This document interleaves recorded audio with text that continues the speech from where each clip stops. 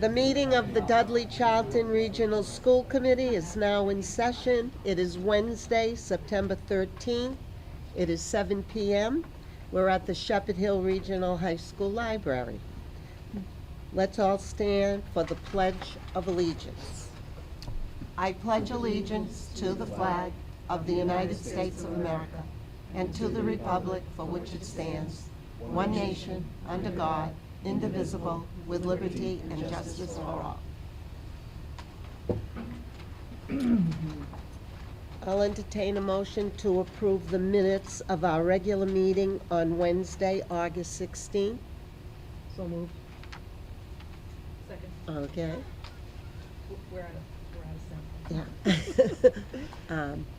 Do I have any discussion on that? No? Okay. All in favor? And I know Mary was not here last time. Kathy, are you in favor? Okay. Motion carries, 3 to 1 abstention. I'll entertain a motion to approve the minutes of our executive session on Wednesday, August 16th. So moved. No, because she wasn't here.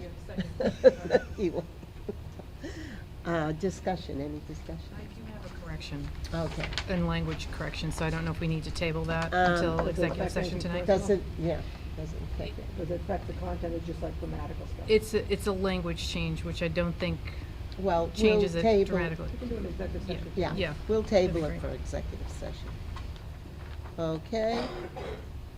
Approval of the warrant. Sandy, this evening, we do have a warrant, okay? Citizens Forum, do I have anyone this evening that would like to speak with us? Come forward, state your name and town. No, you can sit. Microphone. Go ahead. Microphone. Good evening. Good evening. Can you hear me? Hi, I'm David Smolsky. I've been in touch with the board via email and mail. My topic was about speeding on Center Depot Road in Charlton, where we live. I just wanted to thank the board for your support of the topic. We've gotten some attention in the town, which is great. I noticed an increased police presence during the first week of school.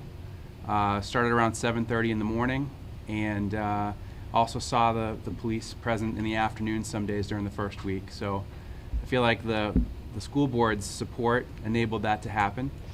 I went to the Board of Selectmen's meeting last night and spoke during their open forum, and was encouraged that speeding and public safety on our roadways in town is a topic of concern.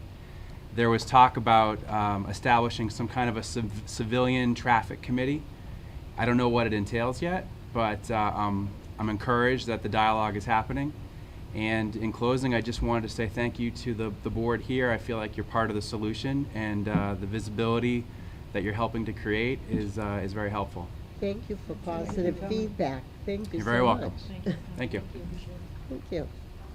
We appreciate that. And now, student spotlight, and we have Jake here this evening and Mr. Chaplin. Okay, you will introduce them. So we have Jake Frappier, who's really the nucleus behind this project with Mr. Duchamp. And then Jack Dombrowski's going to talk about something else. So I really want to focus on the point of this is it's really going to give you a glimpse of the student-driven work that's being done. This is particularly in the engineering and construction classes that we have here. So I'm going to turn it over to them, but it was really student-driven from the very beginning to really the very end, where classes are going to build these dugouts. But I'm going to let these guys talk about it. This particular project started, I really don't remember how it started. When it was Mr. Provost, who was the acting AD, had come to us and he said, "What about designing dugouts?" I think that's how it really started. And I had Jake in my juniors, he was a junior in my CAD 2 class, and he said, "Jake, what about designing dugouts?" So we started right from the beginning. We went outside, we measured all the fences, and he came in and he used Autodesk Revit, and he started designing things. He actually went down and interviewed Mr. Desto, interviewed Mr. Chaplin, And then you got a bunch of ideas from even they're done, the baseball coach. We got some ideas and we put a lot of it down, and all of a sudden it started snowballing until we actually built another class for a world of construction, and now that class is gonna be building them this fall. It just kind of snowballed, and we didn't expect anything like this, and it was this was May. Last May it started. Jake did all the designing. He's done all the estimating on how much it's gonna cost, how many studs we need, how much material we need. And it's all been him. It was more independent. I would just say, do this, figure this out. Anything? Well, yeah, Anything you wanna like add? one day I was just working on my independent study project, and then Mr. D was like, let's go, we're going outside. And then he didn't tell me what it was for, and we just started measuring things, and then we came back in, and he was like, all right, start designing it. And then I started that day, and then I got the designs approved by some people, and then we made them on the 3D printer. And now for the class to build it, I made a scale model so they know what we're actually gonna be building. And that also helped us get an accurate count of how many studs and how much this was gonna cost and things like that. So the class is actually gonna build it inside, and then when they're finished, they'll transport out. They're gonna build Portable? four, so one at a Portable? time. It won't be portable, because we're gonna, these are just concrete piers, but we're gonna make it modular, because our time, we have 42 minutes of class. By the time we went out there, we'd have 15, 20 minutes getting all the tools out. All right, time to come back in.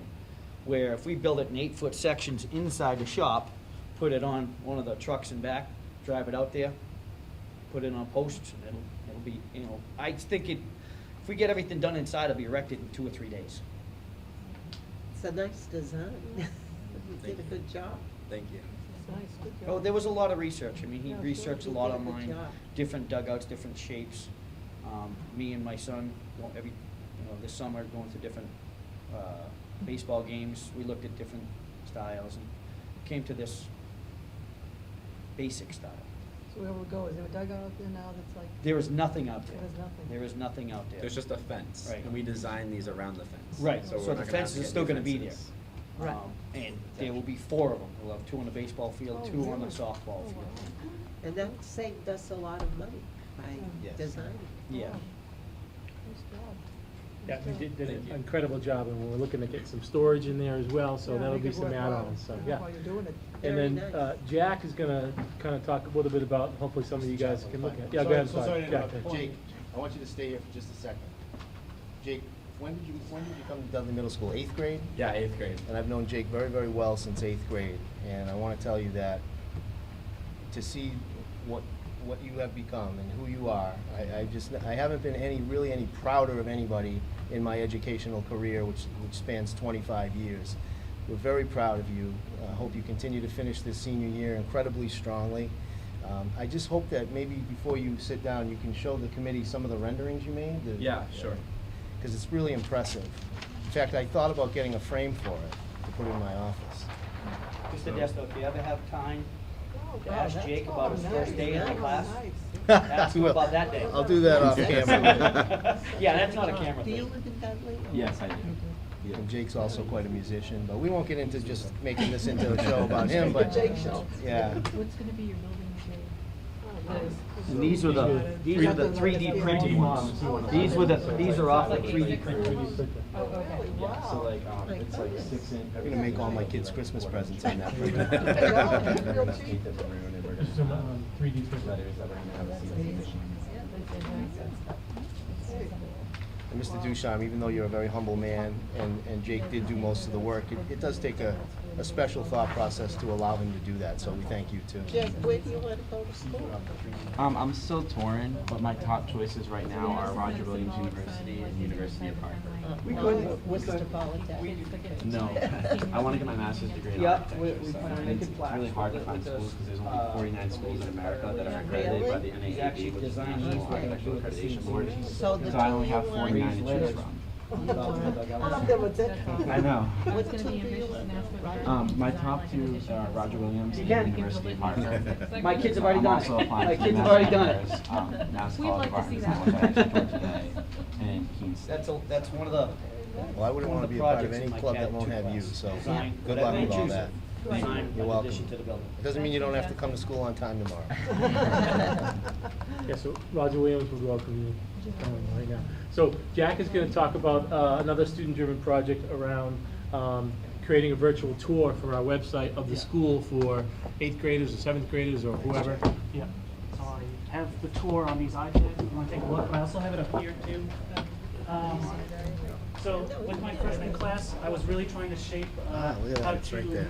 increase the Shepherd Hill experience and come up with some sort of virtual reality tour where they could look at the school, see rooms, see buildings, and be more comfortable when they first come here. So this was one of the first things I did last year. So you can take the tour on the iPad if you want, you just have to open it up. But this is also available, I could share it online, it's not shared publicly yet, for kids to play around with their virtual reality. And they had a blast taking photos outside and in the classroom. But if you're on your iPad, you can kind of scroll around and you can see an entire spherical view of what this is looking at. Right now it's just kind of going around, but you know, the point was for them to come up with a story. On your first day, when you walked in through these doors, what did you wish you had known? So you could be more comfortable and you know, just really own that first week of school. And so they came up with different stories. Most of them were going in through the doors over here, the main office, going to the main office, the guidance area, down hallways to the CAF, the library. And so they do use virtual reality with that, and they create hotspots and they can go into the school. And so it brings you in and you can look around and make sure you get an idea of what that looks like. You know, if you have to go to the main office, they put in more information about you go to the main office to bring a note in the morning, or if you need to change buses and get a bus pass and things like that. So they can go around and look at that. You get a lot of pictures of the athletic field, and so they really like going out there and looking at, because they're all super excited about athletics, and they can see what that looks like. But they also have a really good time taking pictures and looking at them with Google Cardboard. So Mr. Ducharme has the Google Cardboard. So what happens is once they take the photo, they can actually put that up to their face and like look around and not have to scroll. It's like they're actually there. Okay. So we've been experimenting a little bit more with that as a final project for the freshmen. There's something on there on the website, Kevin, Karen, is that the same, did you Yep. see that, is that the exact same thing? Same exact thing. Yeah, you just sit and you can be like in the dugout with them, speaking of dugouts. They give you they want the $150 Yeah, Yeah. but headphones. it, You can $15 Google Cardboard that's got the Wow. glasses. Wow. We have some 3D printed ones too, so some kids, we bought a couple and then we 3D printed more, so we can see what that, kids will design it. How do you make the viewfinder? So, wow, it's amazing. they had a lot of fun with this project because they can take the photo and actually see it afterwards. Their eyes light up when they're like, virtual reality. I've seen that on TV, but I've never done it. And the technology is moving forward very quickly. So when we started in June, it's changed today. Because I was moving around things today, like, whoa, the app looks different, and even trying to access it on Google Cardboard is a little different too. So they really enjoyed this project. It's amazing. Jack, don't laugh at me, but is this on our website or can it be on our website? It can be shared Yeah. on the website, yep, so it's all things that can be made public. One of the big requirements of the project is that I don't want them taking pictures with people in it. Right. Of course, for our instances, I It can wanted be you identified, guys sure. to see that.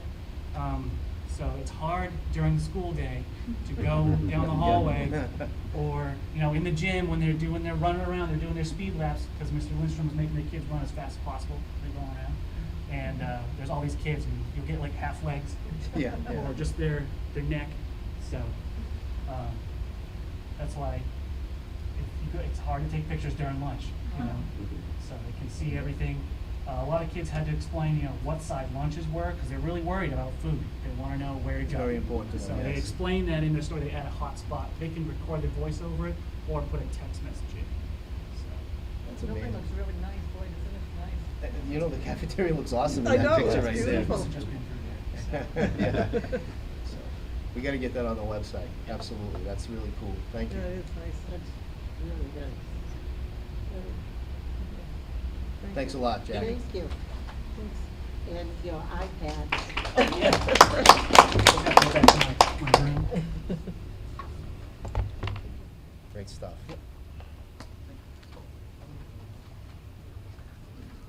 That was great. We really enjoyed that. Very nice. Question, is that was really, that was an awesome project. Is that something that could be expanded to something that we could use in our presentations regarding the status of the building? I was thinking the same thing, yeah. I don't know if MSBA allows you to do a digital entry. But it looks too good. Well, but no, but you, conceptually, we could still look at some of the things that we looked at when we toured, which was the wiring, the size of the buildings, the labs, the things like that, as to whether or not. But it does look great. Their process is very rigid. Yeah. So right now, I don't even think that you can do that. But if it come, it's got to come to that point at some point. But I was thinking more about, being able to inform the community. Absolutely. With video, because they can't all come up here to tour. Right. But I mean, it does look great. It does look good. So I yeah. don't know, Oh, we you could have do it to before they focus clean, on- Step But in. to add to that, they come after our kids are already out. So if we could maybe take a tour to, you know what I'm saying, where they see everything nice, fresh, painted, like you're saying, and that does look terrific. But if we could do it while kids are in the classrooms, just to see, they can Yeah. get a better. Well, we could be Vision. strategic about it and make sure that we're documenting the places that we want to Right. document, which are Right. generally behind the curtain. Right. Right? Yeah. Yeah. Yeah. Right.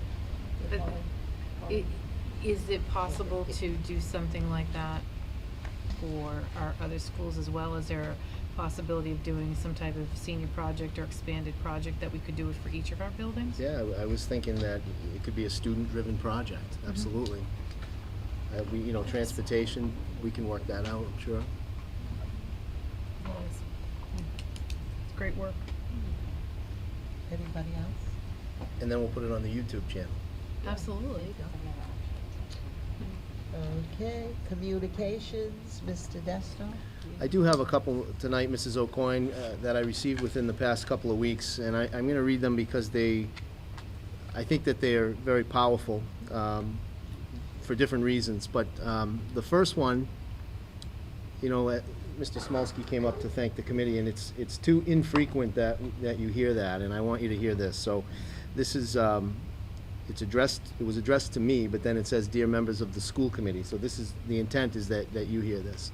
And I'll leave out the last name, but I'll just say it says, "Our son Daniel went off to college last weekend. Before he left, he said thank you to his teachers and his coaches. I wanted to thank all of you." Smiley face. "Our family participated in school choice. We live in a neighboring town that I'll leave out. Thank you for allowing Dan to be part of your school district. Because of that decision, he was able to take the AP classes that our town didn't offer. He graduated with 16 AP credits.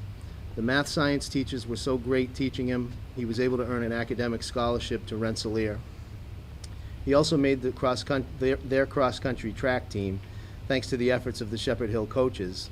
He never ran cross-country or track before coming to Shepherd Hill. Thank you for the opportunities and open doors coming to Shepherd Hill brought. He mentioned that he wished he could have had a fifth year at Shepherd Hill because there were so many more classes that he wanted to take. Our daughter Caitlin just started her freshman year, and we're thankful to continue being a part of the Charlton Dudley community."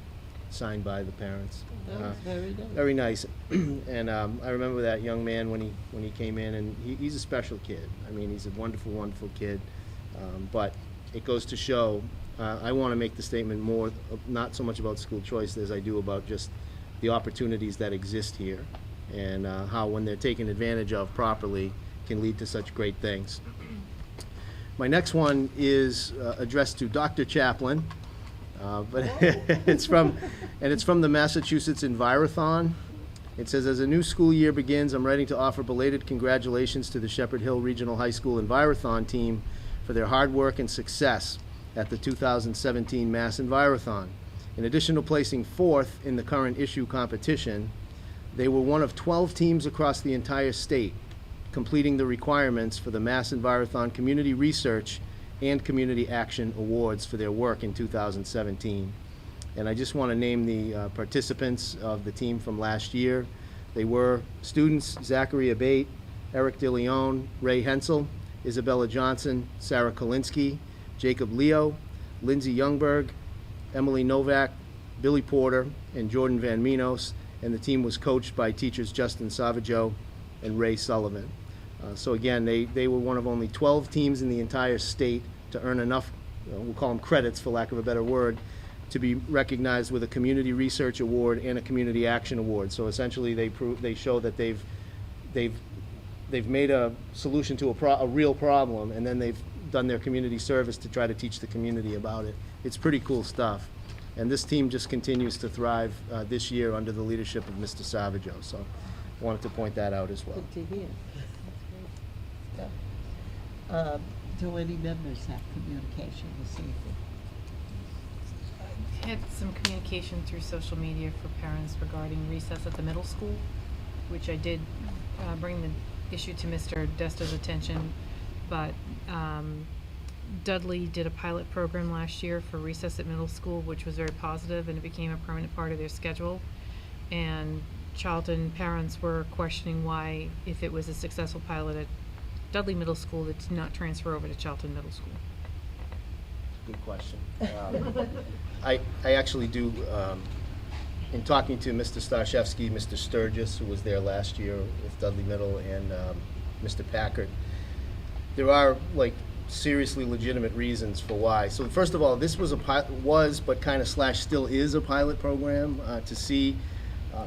Lunch is only 20 minutes long. We know that. We've heard you know, that as something that people have not been happy with for years and years, particularly the students.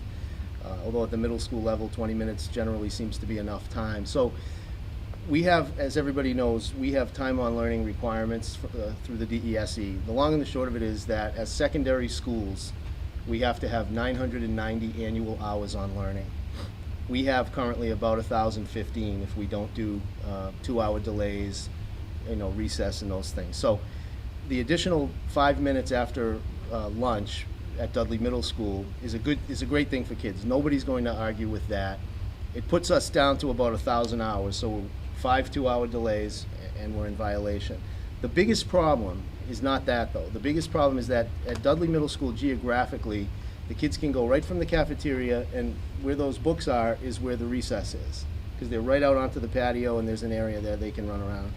At Charlton Middle School, my feeling is if you have 5 extra minutes, it takes you 3 to get to this first safe location down in the fields, and then another whatever you'd be turning around and coming right back. So the logical thing would be, why don't we do it longer than 5 minutes? But if you gave it just 3 more minutes, now you're in violation of the time on learning. So our best hope, nobody at Charlton Middle School is against doing recess. It's just a matter of being able to work out the barriers that are in the way right now, largely related to geography and time on learning. If there is some speculation that time on learning requirements could be relaxed when a new commissioner comes in. It's a possibility. Relaxed is not the right word. Changed if a new commissioner comes in. If that happens, we're definitely going to be willing to look at it. But this is an ongoing thing and not like a set in stone type of thing. And it kind of brings up a bigger issue about the idea that we are a regional district, so we have 2 and 2 schools, sister schools, and then 1 high school.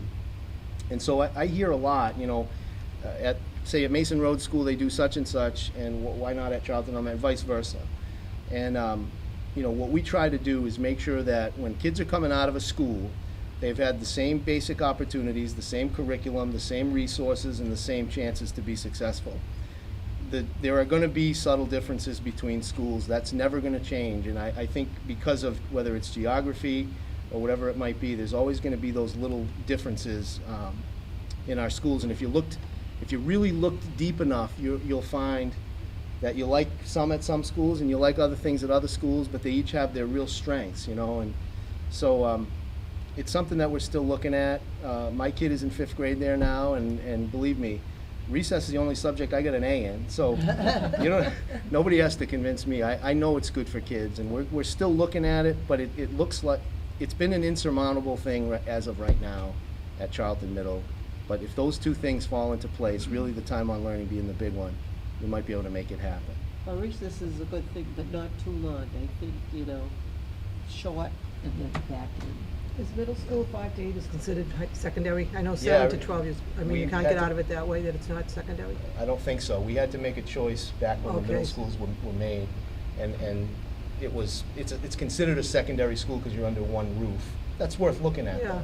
Yeah. And the other thing is, could you cut the lunch to 15, or is that too short? And then they have those extra 5 there, or would that be too short to serve all the kids? Well, I mean, mean, if you it take it depends on away. the kid, I guess. I think it's too short, because if you're going through the line and Yeah, I don't everything. know, it I must, think that's a big I school think too.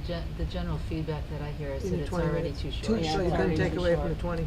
So in order to provide a recess, we'd probably be looking at extending the school day to do that, and I don't know what that does to the whole transportation thing. The other thing we could look at, it would require some serious creativity, would be to find a way to count that time as time on learning, Like part of your phys ed? or something like that. But I don't know how we could do that, because the teachers are the supervisors, and, you know, to make that into like a subject, I don't know. But, you know, it's worth a discussion, I suppose. It definitely is a good thing for kids to blow off steam. Yeah. I know, you know, my son's, I don't want to talk about my son all night, I promise, but it fits here because he's brand new to that school, and it's such a big school that, you know, just walking sometimes from the 5th grade area to the cafeteria, back to there, that's an exercise in itself, but, for those little legs, but it's, listen, I've heard the same kind of concern, and I empathize, because it was my favorite time of day as a kid, and Was there some legislation that might make it mandatory in Massachusetts that everyone has recess? I think I heard that It's in the, recently. it's in the it's a consideration. bill. Yeah, so that But could it's, make but it- it's elementary. Only elementary. Yeah, the Oh, bill okay. right now is only elementary. Okay.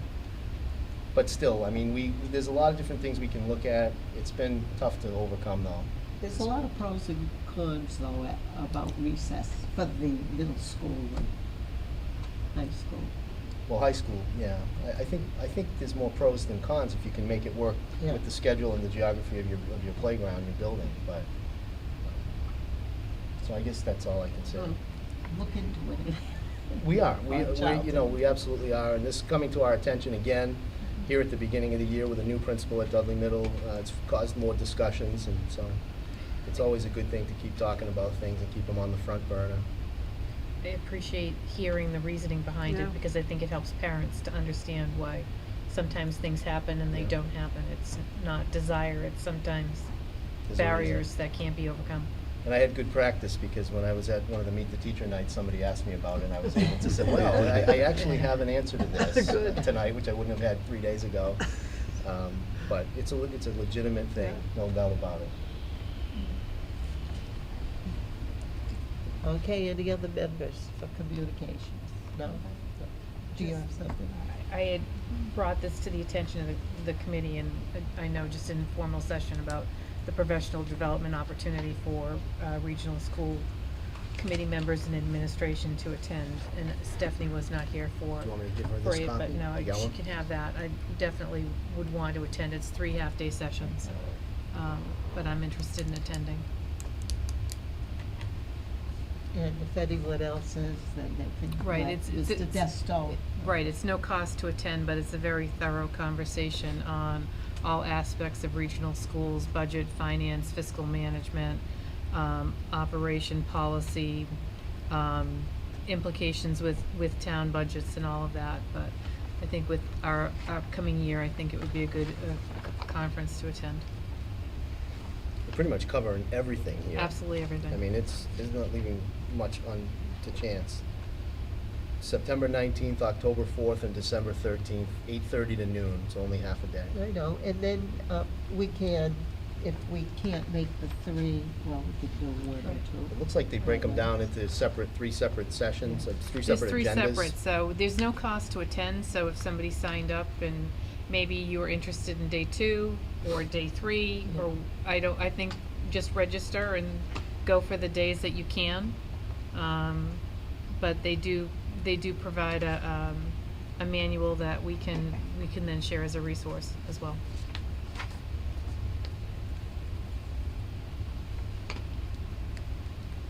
I'll definitely go to the third one as it stands right now, and I'll let you know on the other 2.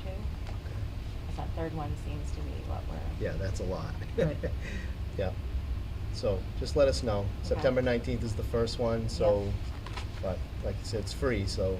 Right. So just sign me up and make Okay, the other two, I thank you, think. Elaine, for bringing that to our attention. Food's usually good there. Yeah. I think I'll go. We'll get there at 12, Paul. Get there at 10 of.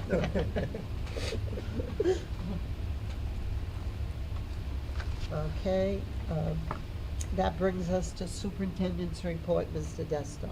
Thank you, Mrs. O'Coin. Just a couple of things today. First, I want to thank the students first and the staff for what, from my perspective, has been a great start to the year. You never really know when you're the superintendent, but being out there in the buildings and just getting a general, you learn over the years to kind of get a feel for how things are going, and I feel like it's been the most positive beginning of the school year since I've been superintendent, all 4 years. You know what, Travis Roy mentioned one of his big things on opening day was that when we bring positive energy to the schools as the adults, it makes all the difference for the students, and I've seen a real concerted effort from our staff to do that. So I want to publicly sort of say how much I appreciate that.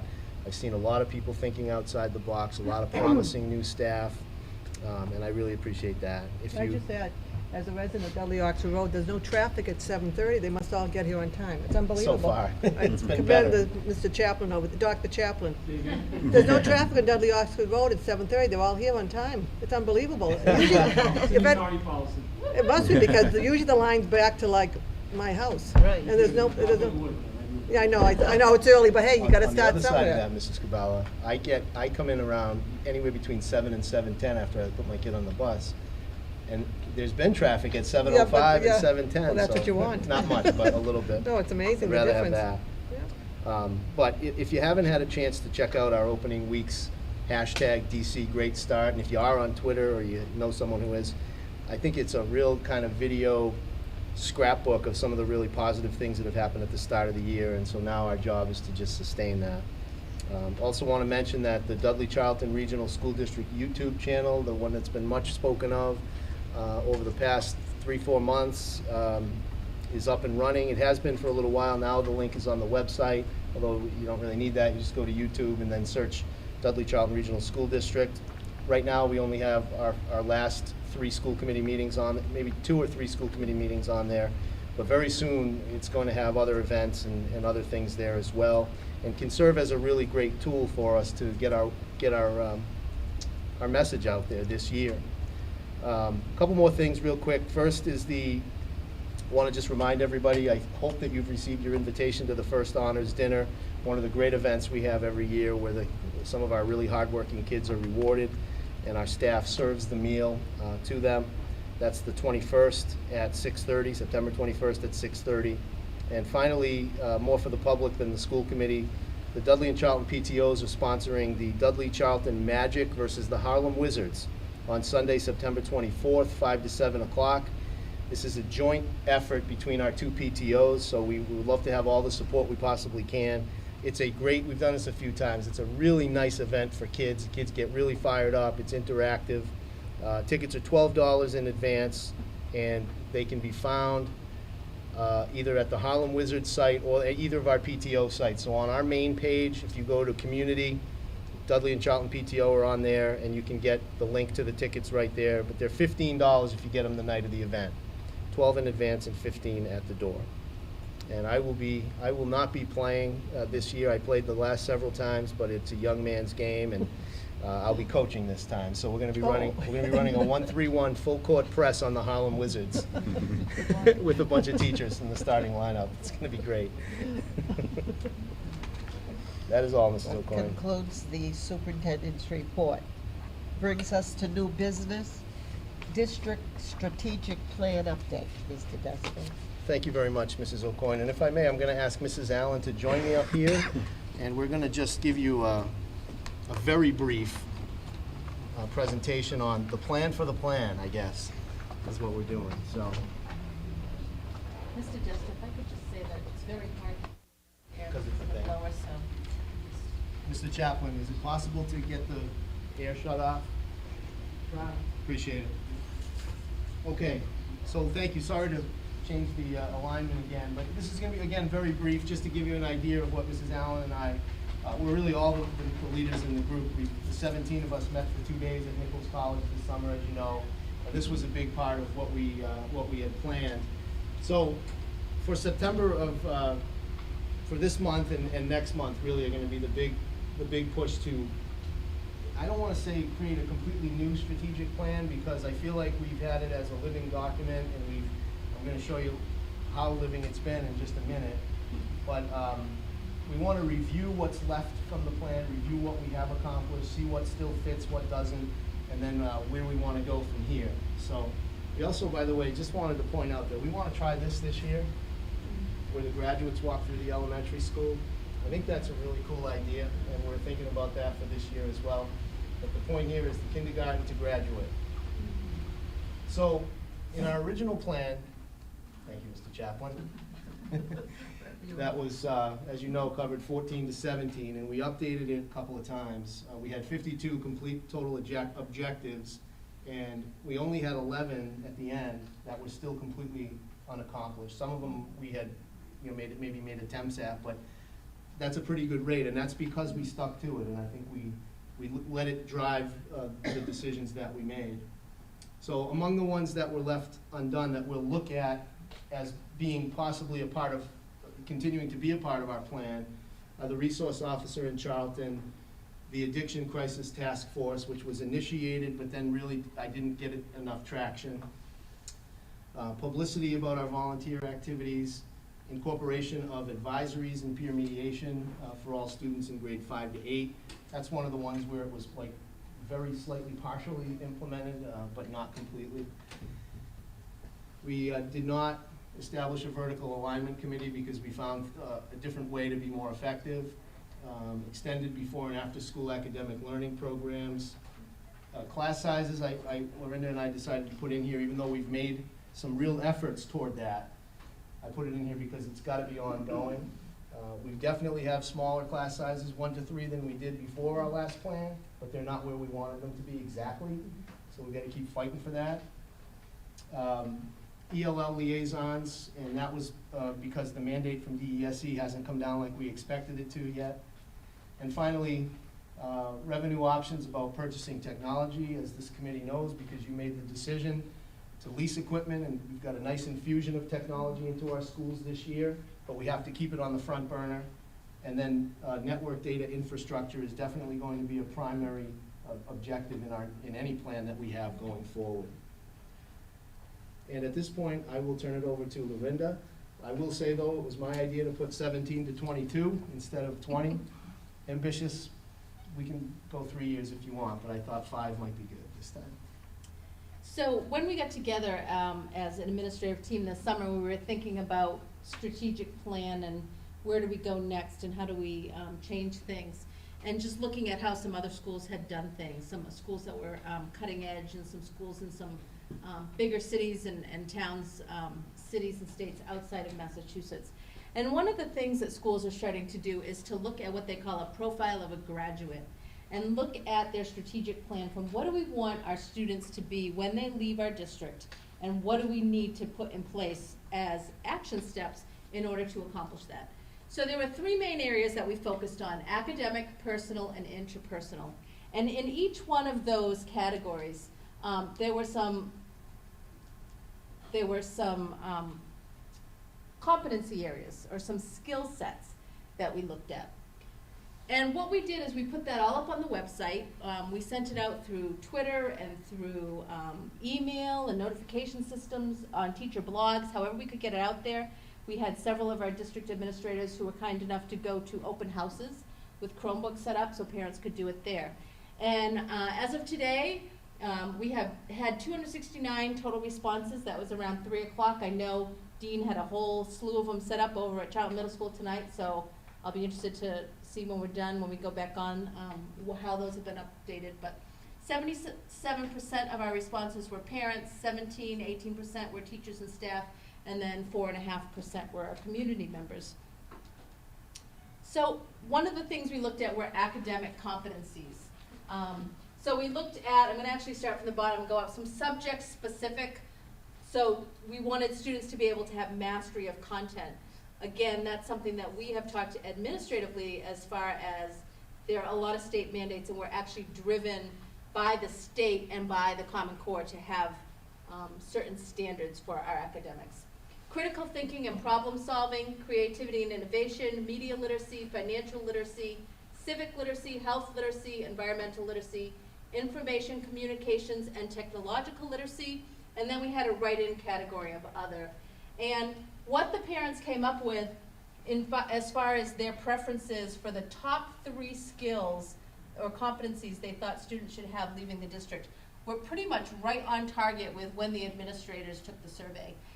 Parents are feeling like critical thinking and problem solving, creativity and innovation, and then information, communications, and technological literacy are some of the key skills that our students are going to need to either be college or career ready, depending what they do when they leave here.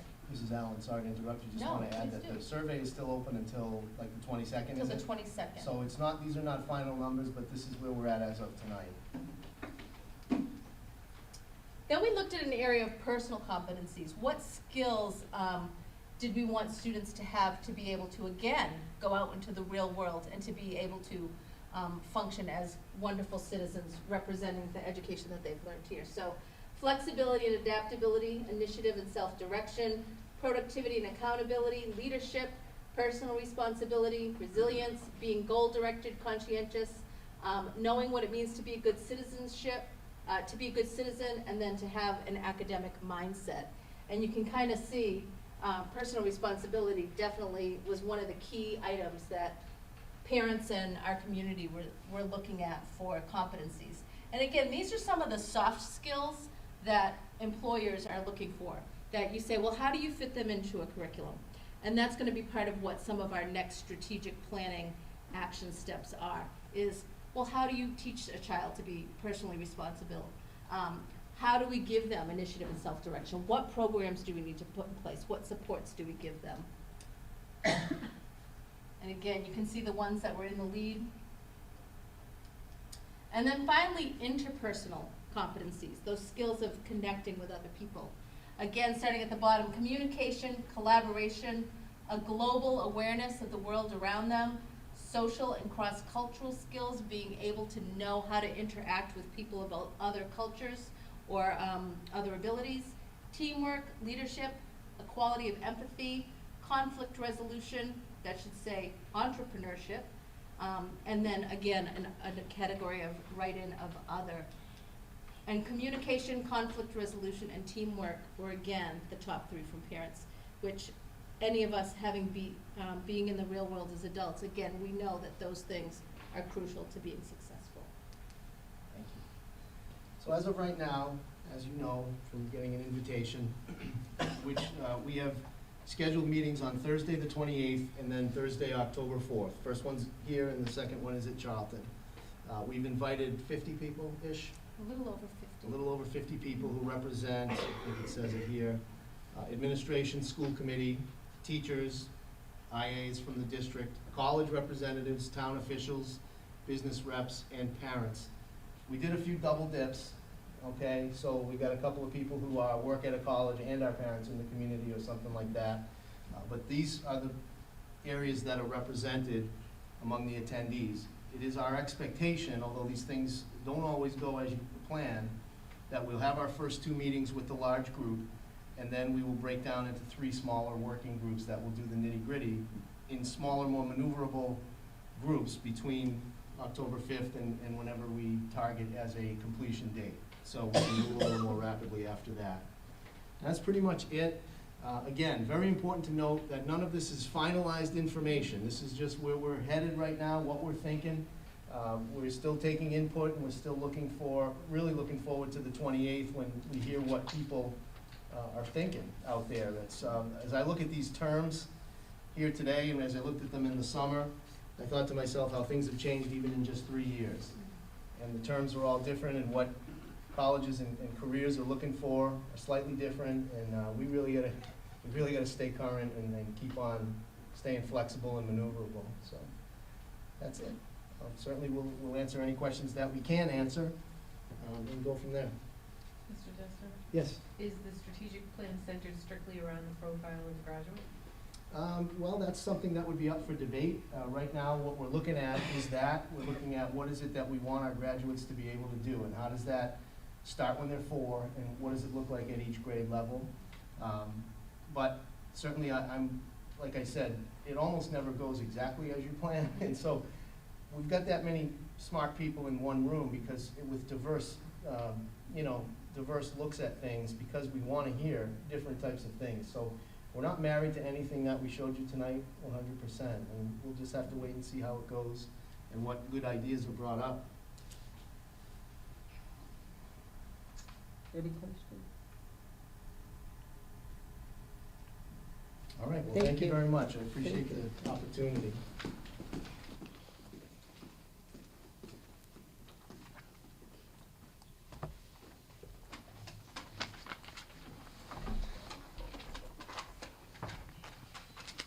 Okay, next item on the agenda is Director of Finance and Operations update.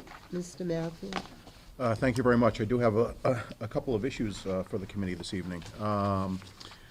First, we start with the happy stuff, donations. The Charlton Elementary School received a donation of $84.45 from Planet Aid. Additionally, the Shepherd Hill Regional High School has received an anonymous donation to fund a spring international travel trip in 2018. The requirement of the donation is that someone who wants to go on the trip and enrolled in global studies but cannot go due to financial reasons. That's great. That's Mrs. Perangeli has indicated that there is one student who meets these qualifications, and she's working with the donating family That is to ensure that their approval of that student. But that is a tremendous donation, and I certainly recommend to the committee acceptance of both. Okay, I'll entertain a motion for acceptance for the donations. Second. Discussion. Seeing none, all in favor? Motion carries, it's unanimous. Thank you very much, and I'll bring the final donation amount to the committee to its next meeting. Okay. Now on to some difficult news. I tried to be a little funny in my memo here. After a workmanlike 45-year career, the generator at Shepherd Hill has reached the point where repairs no longer remain an option.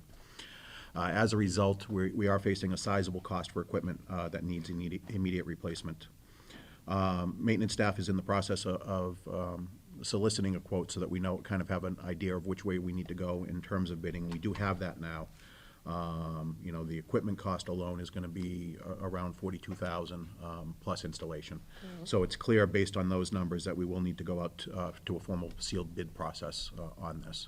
We're still working out the exact specifications, but I expect to have this bid on the street within, certainly within 7 days of today, if not sooner. The key, again, is making sure that those specifications and that the replacement piece of equipment will do exactly what we want, not what the current generator's doing, which is really just the emergency lights. Given the timelines and given the need, we may need to look at a temporary trailer-mounted generator unit. The expected expense there may be as much as $8,000 monthly. How long would you expect to have this rental? I would think 2 months at the outside, assuming that, the bids come back are acceptable, et cetera, et cetera. It could be 1 month, Certainly maybe could be. 2. Highly unlikely to be more than 2. And that's, I hate to say this, but that's assuming, given the circumstances in the South and in Texas, that we can procure and receive and get one. I know that the Dudley Fire Department was working with MEMA and FEMA to see if there was anything available through their resources, and there are not, as we're an alternate shelter for the town. So I request school committee to authorize the procurement of the replacement generator. I would recommend school choice be the funding source. As you saw in my FY17 closeout, given where we stood and given the need of this, I did take some money back into school choice that we had planned to expend as part of the FY17 budget. So we do have a $50,000 nest egg, so to speak, towards the generator. So I'll entertain a motion to authorize the procurement of a replacement generator with the school choice as the funding source. Do I have a motion? So moved. Second. Discussion? Question, is this something that falls under capital expense that we would be looking for support from the towns for this? The extraordinary maintenance number in the end-of-year report is around $100,000. Mhm. So I don't, it doesn't get to there, but I think that's a very key question that we want to have conversations with our two towns about what number, should trigger that type of capital expense. Because to me, again, respecting the Looking at a states, $50,000 is, a sizable amount. That being said, if we had to wait for town meeting appropriation and approval, this would be a much more timely or a much longer process. It would cost us more. Well, we'd be spending more on the rental, that's for sure. Rental. Anyone else here? I was just gonna ask, bring up Senator Fappen, would this qualify for that? Because he's No, it's always in- offering that. Yeah, I sent him a letter previously about a bus. Yeah, did you ever- I know, did you ever hear from him? Not yet. We'll try to get to the What's that? generator, throw in the generator now. I'll just send a few things. Yeah, and keep see what sending, he'll happens. pick the one he likes best. It's possible, but I would put the it issue down. with this is that it's so urgent now. No, you but I mean, know. if you could reimburse us Yeah, afterwards. maybe. I Why mean, don't it's- you try it? I He'll will- probably say, oh my God, what did This guy, Well, he- this guy's killing me. Well, he's the one that volunteered. I He know. told me. I have didn't no ask problem him. I reaching was out. there. I will certainly do that if the committee wants to. I would say, ask him, Absolutely. he could reimburse us if we have to buy it on our own first. Yeah, I want to just make sure before we do a formal vote that everybody's clear that the expense is going to exceed $50,000. It certainly looks like it at this point, yes. It's, if you're talking 42 for the unit, if it comes in at that, that's the quote that we have. And that's like just an estimate, The maintenance, or rather the installation can be at times as much as the equipment. It probably won't be, but I don't want to, have you expect it to be 50,000 and then it comes back much higher. It's going to be higher than that. Just two questions. What is available in the school choice account? We'll close FY17 with about 400,000. Okay. I think my concern really is just, to your point earlier, the planning purposes in the budget. And I think acknowledging the fact that it is an older building and we're gonna probably get really big hits on things like this. I think that's just our planning process in FY19 we're not gonna be able to take these kinds of hits and find money for it. You're right. Agreed. Any other questions? Okay, all in favor? Motion carries, it's unanimous. You want to make a motion to ask Senator Fappen? You need a motion for that? I don't need a motion for Okay. that, I'll just do it. Yeah. Oh, by the way. Oh, by the way. Back on June 1st, you said we could ask. That's right. Yep, I put that in the letter. Yeah. To give the committee an update on the Health Insurance Trust Fund, I'm pleased and able to report now with final numbers that barring any abnormal report for expenses that were incurred but not reported before June 30th, 2017, that the Health Insurance Trust Fund will be back in the black after 2 years of deficit balances. And so does that mean that we're going to get our $200,000 that we couldn't touch for it? The E&D will be certified without that reduction. So we've got $200,000. I think it's important that this point doesn't come and go without thanking the school Right. committee and the insurance advisory committee for really the DCTA as well, for just outstanding work in getting us to this point. Now, we all know that it's always an uncertain thing, and it's always in the back of our heads. But the work that all those people, including you, have done over the past few years to get us to this point is really remarkable. And this is good Yeah. news. Yeah, it is certainly good news. It really is a function, it's not a function of the revenues coming in, it's a function of the expenses going out. And whether it was just a fortunate year, or the move to Blue Cross Blue Shield really did help drive down those expenses that dramatically. Whatever the cause, I'm very happy with where we stand right now, and I think we're well-suited and well-situated to explore, other alternatives than just being self-insured. I'm not saying that that's necessarily the wrong thing, but eliminating that liability would stop the graying of at least my hair. I know that much. So I think that's something that, will be on the table and that we'll need to take a look at as we go forward. It is one of the most difficult things for us because it's so uncertain and you just never know what's around the next corner.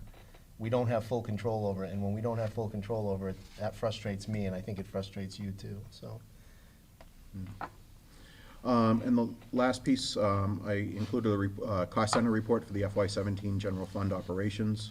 As I stated in my memo, I tried to balance the use of the offset funding sources, preschool, school choice, and circuit breaker, with an eye to ensuring an appropriate balance in the E&D fund. So, that's why I thought we were, given the circumstances with the generator, appropriate to put that into school choice to help offset that expense. And, based on the conversation at our last meeting about the need for IAs, the same was done in circuit breaker to help fund those positions for this year. In the end, though, there were 2 cost centers that I'm asking for budget transfers on. The Heritage salaries were over by $2,276.99. I'm asking for a transfer from Heritage other expenses. And Shepherd Hill salaries ended in a deficit of $8,029.68. And I'm asking for a transfer from Shepherd Hill other expenses. I'll entertain a motion to approve the transfers that Mr. Matthew just discussed with us. So moved. Do I have a second? Second. Discussion? Seeing none, all in favor? Motion carries, it's unanimous. Thank you very much. And I anticipate that from just the general fund closeout, our E&D should increase by 1.2 million. Oh. So, Well, that's I don't know if that needs an explanation. It's not, it's going to, because we've spent it all, it's going to be back to that, about that. Yeah, exactly. It'll Right. be replenished by Which the is amount a that we good- So spent. it's not gonna be Yeah. 2.4 million, it's gonna No. be back to where it was in the Right, beginning of right. last year. Yeah. You And understand? that, I understand that, but does that include that 200,000 or is it That's 1.4? that's just from the general fund closeout. So no, it Oh, It does not. okay, it doesn't include it then. All right. And when will we have the answer on that, like mid-October? Yeah, I think probably for the second meeting, I'll be able to estimate what the E&D will be for the committee properly. Okay. And just one last note, a late handout, my apologies. We do have the asbestos notification that we will alert the community to. As the committee is well aware, we do have 2 schools where we do have asbestos currently. All of the schools are following the HERA plan. All have appropriate documentation, et cetera, and this notice will go home to the community within the next couple weeks as schools send their notices home. Thank you. Next is review of district policies, and Elaine did ask for this to be on the agenda. So, Greg, did you want to say anything? No, to it? not not yet, not yet. Okay. No one wants to. Okay, Elaine. I'll just, I brought it up because it was an issue that had been out in MASC, Mass Association of School Committees, has done an updated policy reference manual, which they always provide templates for school committees across the state to use to set their policies. So they've gone through and have done a lot of updating on their end. And I know that Mrs. Cabala, myself, and I'm not too sure which other. Ray, Ray. No, I think it was Ray.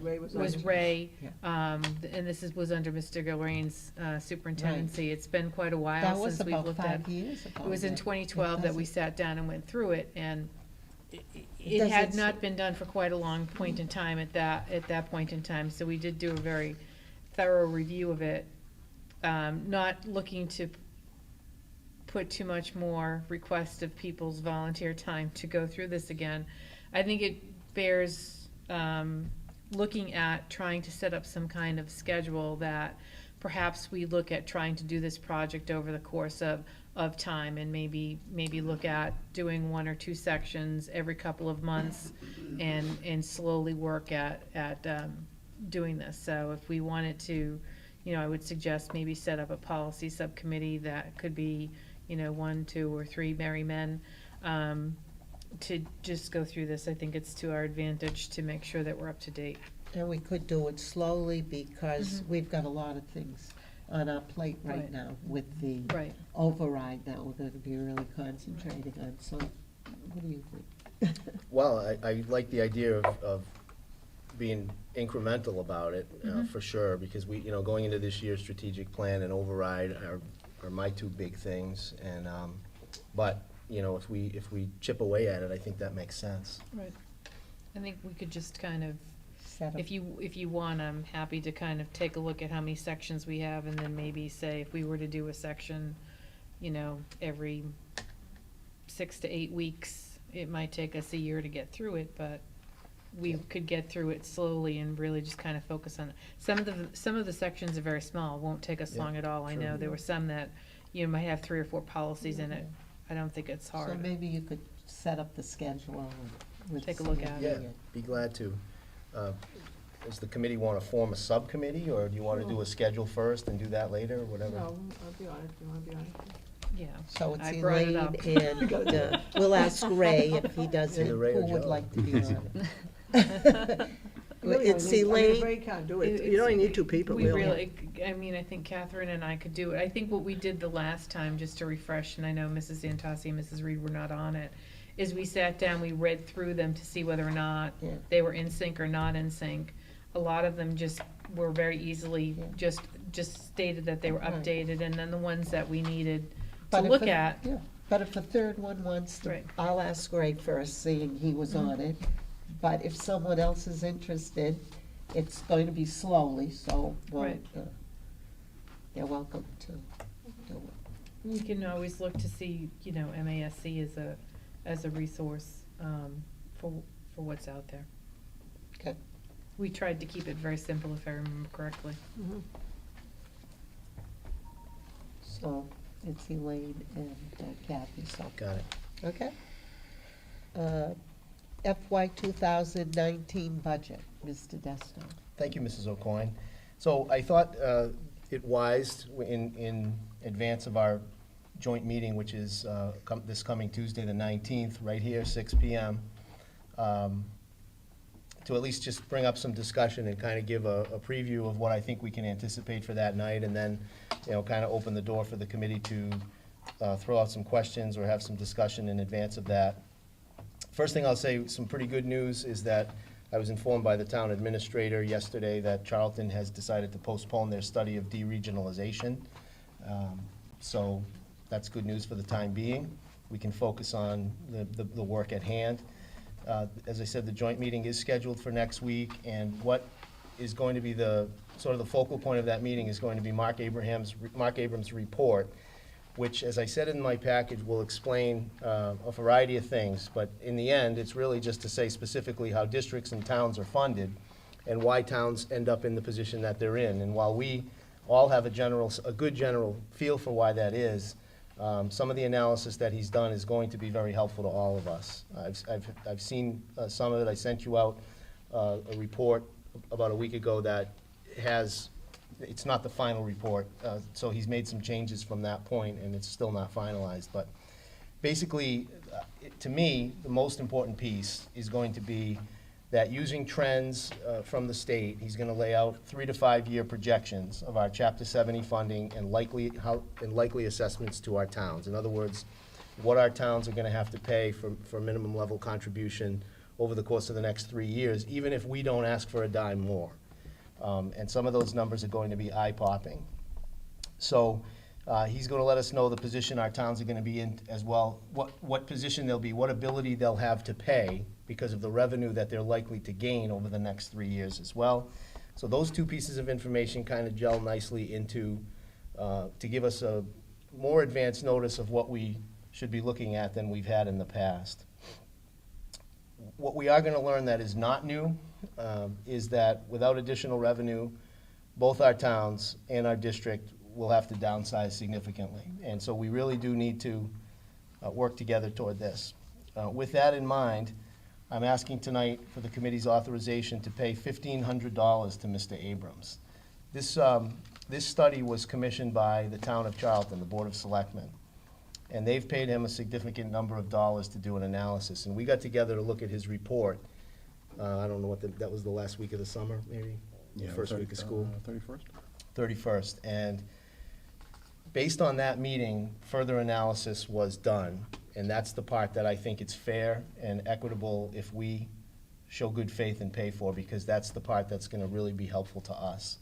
So I'm looking for that, but more importantly tonight, looking for any questions or discussion in advance of our meeting on Tuesday. This is as early as we've talked about next year's budget, but I think we have to do this.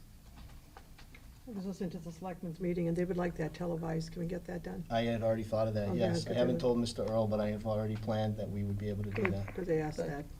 I'm glad they want to, too. See, we agree already. Step one. Yeah, no doubt. So, I will entertain a motion to approve $1,500 salary to hire Mr. Abrams. I have questions. I don't know if you want to ask them now or ask them. Well, during discussion, we'll see if we get a second on this. Do I have a second? A second. Okay, discussion, Elaine. So some questions that I have just regarding your comment. So is the need for the further study coming from questions that were raised by the two towns or questions that were raised by the district? All of us, Okay, yeah. so, It was like we opened one door, and then 10 more doors opened. okay. Has the report that we requested that Mars prepare for us been shared with the district, with the two towns? Yes. So in looking at them, that particular report does take care of free cash and stabilization issues. So that to me looked like a question that's already been answered. What did that report not answer that we're looking for Mr. Abrams to do?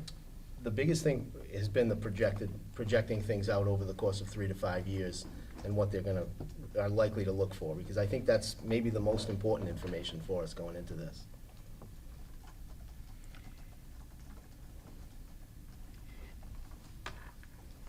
Help me understand how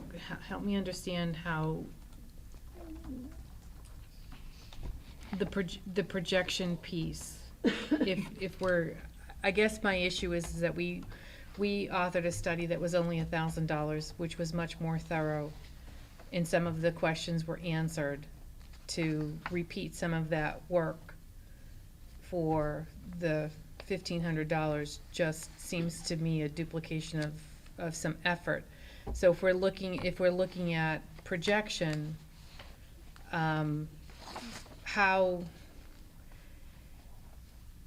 in the scheme of being at the mercy of what the state has available for money and what they deem appropriate, and what happens with real estate and income trends for the next couple of years, I'm at a loss as to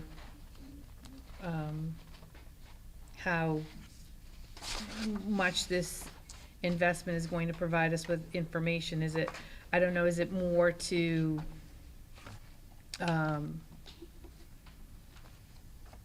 provide the town some number that could be tangible? My fear is that we're going to turn around and we're going to invest money in an analysis that's conjecture. And if we turn around and put a 2 to 3%, 5% estimation of what's going to happen, and all of a sudden the expectation on the part of the towns is 5 to 10, we've set a false expectation for them as to where the direction that we're going. I guess that's my point. Some of the information to me seemed that we already had it at hand, and I'm trying to figure out why we're still looking for the same question to be answered. Well, I think in its totality, the report is more thorough than the Mars report. And a lot of, even if we don't even look at what was done in addition, starting on the 31st, what was done and paid for by the town of Charlton was very, very helpful to us. I think we can share that. So as far as projections are concerned, the Chapter 70, we could probably do that, because we get about, an extra $25 to $50 per student, it seems as though, every year since I've been paying attention to it. So that part is less difficult. The hardest part and the part that differs is the part about projecting the likelihood of the wealth, how the wealth formula is going to hit. I don't, how is it all calculated? It's property valuations, income, there's a whole formula, that part of it, how that hits the towns, and being able to project that based on really high likelihood, I think that's incredibly helpful information. So that part of it is more thorough than what we've seen in the past. And in its, like I said, in its totality, the report is extremely detailed, maybe to the point we worried it might be too much for everybody on the 19th. But all in all, because of how helpful this is for our district, Mr. Matthew and I felt like it was a fair thing to do for us to pick up a small percentage of the tab on this. So my because it's question was, helpful. when Charlton paid $3,500, are we now taking 1,500 of that, they're only gonna pay 2,000, is this an No, extra 1,500? it's So he's additional gonna get 1,500. 5,000, he's gonna So- get 5,000 then? Correct. So what if we don't pay that, what happens? I don't know. So you're offering to No, pay him? they have already So- made that deal with him. Right, I know, but then why are we offering to pay him extra? I'm just asking, I'm throwing that question out, if, he's not asking for 1,500 more, is he? He's already been He's been hired by paid. the town He's to been do paid, that. So right. we're basically what the town is asking us is to pick up a piece Oh, of so the the bill for town the actually report. asked us? Yes. Oh, okay, I That's thought, what- the way I yeah. read it, it sounded like you were making the odd gesture. No, we were asked if we would consider picking up that portion of Okay, okay, 1,500 that's different, I out thought of the this was, $5,000 bill. I thought you were adding Yeah, 1,500. no promise has been made, but, Okay. you know, our recommendation is that it's a good faith. So they'll thing pay to do. 2,000, we pay 1,500. And is that- we're- No, they would pay 3,500 and we would pay 1,500. The bill is But it 5,000. doesn't say that, it says, there's no mention of a bill here, it just says that Charlton has paid 3,500. To this point, Okay, and then the 1,500, if we didn't pay this 1,500, what would happen? I suppose the town would have to pay. But we're in it together. No, I'm not questioning that, I'm just, the way I read it, I thought we were taking part of the 30, we're giving him an extra, he's making 5,000. That's correct. Okay, that's not how I Yes. read it, that's why I thought it was. And his You read it contract that way with the because I wrote it that town. way. Yeah. Okay. His contract with the town is That's 5,000 correct. evidently. That's correct. Oh, see, I didn't realize that, I Yep. see, it says they pay 3,500, so they owe him That's what 1,500. they've paid to this point, but They owe him they've hired him for 1,500, another 1,500. so we should pay the 50, I don't see any problem with that Yeah. for what we're getting, but I just I didn't understand the figures. Anyone else? Before we take a vote on it. Okay, all in favor? Okay, motion carries, it's unanimous. Thank you. Can I ask a question? Go ahead. I think it's to our benefit, and I personally would like to ask this as a school committee member of a regional school, that we ask Steve Hemman from Mars to attend the meeting on the 19th. He is a person that's extremely well-versed, has served as a superintendent, a school business administrator, and a municipal business administrator. I certainly don't, want to miss an opportunity that somebody that can be speaking to the uniqueness of regional schools and is our representative, to not be there. It's his consulting group that did our report. I think the information in it was extremely valuable, and really talked about the town's capacity paying going forward, which has been an issue of missed information and miscommunication. And I think it's important to have that particular voice at the table, not just a business official voice coming through. I think it's important to be looking at the educational element to what it is that we're sitting down and talking about. It's not just numbers, it's the education of students. I think that voice should be at the table. Good idea. Glad to invite him. And the selectmen mentioned that at Dudley's meeting, that they would like someone who could explain the formula and all, and he would Yeah. probably be the best to do all that. I think Steve would be the best person to do it. He's the person The that does all funding the formula? training. Yeah, how it all works and everything. I think Mr. Abrams is gonna do a very, He can very do good that, job too. of that. But Steve's perspective, because regionals are unique. Right. They're extremely unique. Right, and so I'll invite him for certain. Does he have anybody who, like, could go in his place if he can't make it? Yeah, I think the team, the people that wrote the report Okay.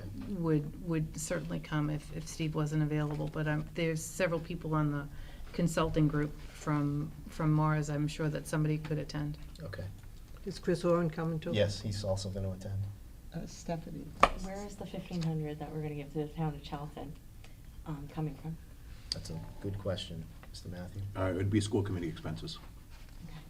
See, we don't use See what it- that. Comes out of your pay, right? Some negative numbers. Okay. And we took a vote on it, right? Yes. Yes. Okay. So we're all set. That brings us up to consideration of requests for home instruction, policy IHBG. Mr. Desto. Thank you, Mrs. O'Coin. I have 3 requests. They're all renewals, and upon reviewing them, I recommend the approval of the committee. Okay, I'll entertain a motion to approve the recommendations for the home request. So moved. Second? Discussion? Seeing none, all in favor? Motion carries, it's unanimous.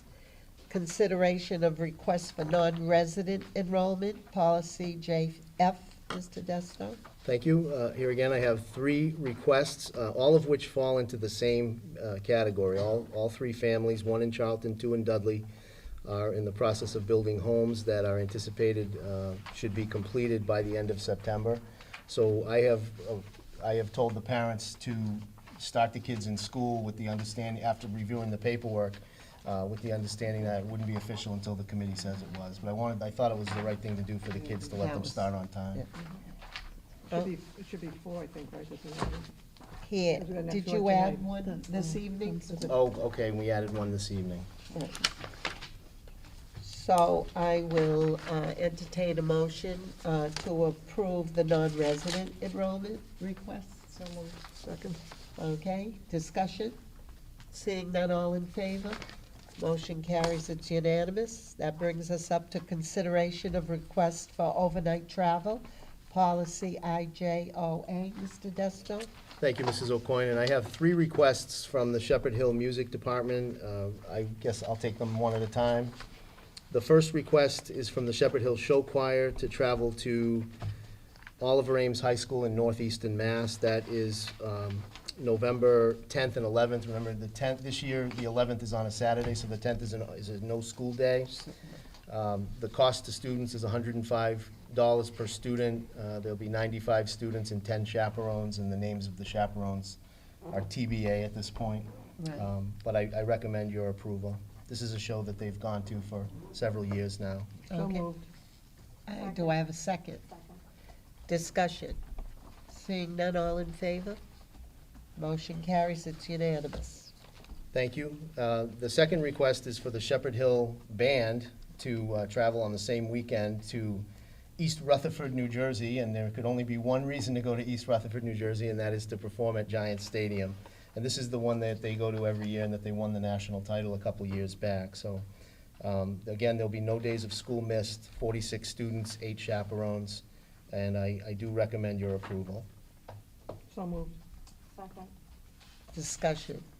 Seeing none, all in favor? Kathy? Yep. Okay. Thank you. Motion carries, it's unanimous.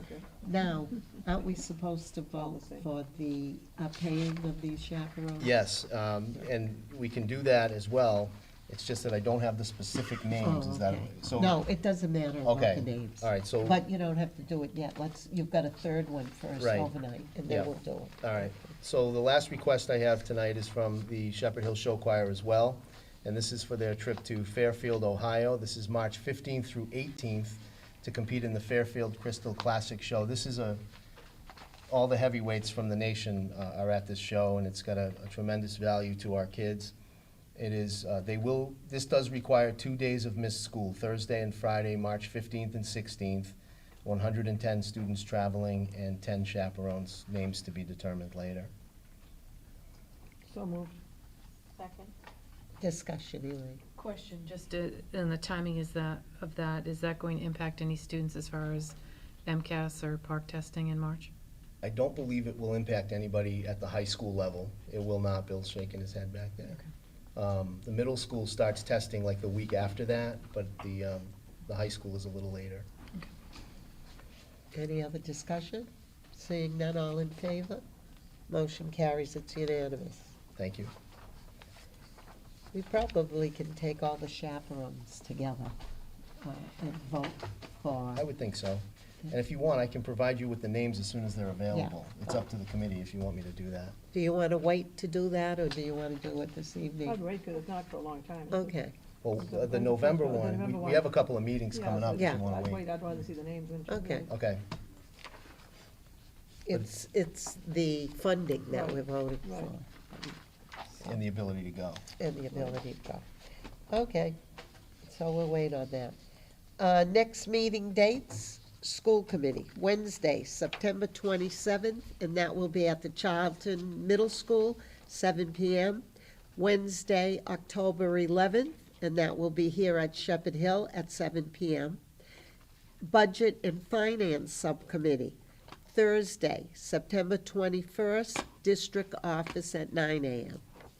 Wage and Benefits Subcommittee, nurse negotiations, that will to be announced. Joint Financial Meeting is Tuesday, September 19th, 6 PM, and that will be here at Shepherd Hill Regional High School. So Corinne, I'd like to add one meeting to Okay. that, if we didn't have enough meetings, Yeah. which is also a public meeting. I've invited all school committee members to the strategic planning meeting on September 28th. Yeah. And that'll be here at Shepherd Hill at 3:30 PM. Okay. Did we decide on that subcommittee? Because we made I don't know, Mrs. Antoshi wanted to be, remember we, up in the air, how many would be actually on the committee? Yeah, so we had yourself, I There was- believe. No, I wasn't, it was Okay. Joe and. It was Joe and Elaine. And Mary if she And- wanted, and Mary. Stephanie if she wanted to. Did you want to Strategic be? planning? Yeah, are you interested in? The Okay. budget, Yeah, sure. yeah. So probably And it after the was first meeting, they'll be the ones Stephanie? who represent us. Right, I'm not sure if I'm gonna be able to do it with it being that time, if it was during the day, I probably could. Well, here's how it's gonna shake out, is that the first two meetings, we're inviting everybody. Right. Once we break into the smaller groups, even if two of you are on one group, it's not a quorum, Right, right? So, You're talking about the strategic now. correct. right. But what were they talking about? The Same strategic? thing, but the Oh, first okay. meeting, everyone's gonna go, but then when it breaks into groups, it's only like 2 or 3 of us. It'll be one or two people Yeah. in each group from the committee. Okay, so it's Yeah, Mary and I've got to Elaine, get back. and Stephanie's up in the air. But Joe said he wanted to be too, remember? If Okay. it wasn't during the day. I spoke to Joe last week, he still wants to be Okay. there. So Okay, there's so 3. we've got 3. Okay. And that brings us to future agenda items, FY 2018 budget. We've got the strategic plan, we've got the school calendar. Who else wants to contribute? Question on timing on the coordinated program review for special education, is that report in? Not the And- final report, no. Not the final report? Okay. Can we bring up the topic of the CPAC at a future meeting, Can please? Bring it up, yep. And also the policy, I'll have, like a suggested timeline for that. Okay, good. And anyone else? And sometime in October, we should probably talk about the voting for the mass conference. Okay.